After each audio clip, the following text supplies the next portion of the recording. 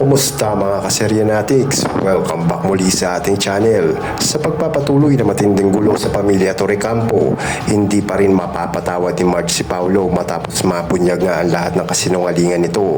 Sa episode mamaya, mas lalalim ang sugat sa pagitan nilang mag-asawa habang pilit pa rin humihingi ng isa pang pagkakataon si Paulo.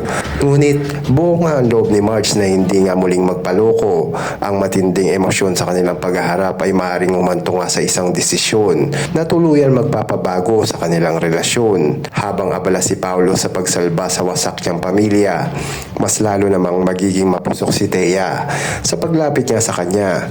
Posibleng gamitin niya ang mga kahinaan ni Paulo para mas makapasok nga sa buhay nito, bagay na lalong magpapalala ng tensyon at maaaring magbukas ng panibagong eskandalo. Samantala, may mga taong magsisimula ng magduda na hindi pa nga ito ang buong katotohanan at may isa pang lihim na maaaring sumabog anumang oras kapag lumabas na nga ang revelasyong ito.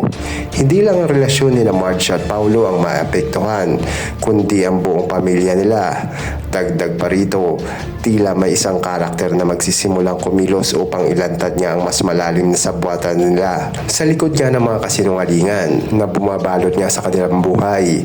Kaya inaasang mas magiging tensyonado at explosive pa ang mga bawat eksena mamaya. Pakatutukan mamaya, mas matinding komprontasyon ni Marge at Paulo, posibleng tuluyan ang pagwawakas ng kanilang pagsasama. Mapanganib nga na hakbang ni Thea para makuha ang gusto niya. Isang bagong revelasyon na yayanig sa buong istorya. Pero kung gusto mo pa laging updated sa mga teleserye, ay huwag mo naman kalimutan na subscribe, like and share ang ating channel.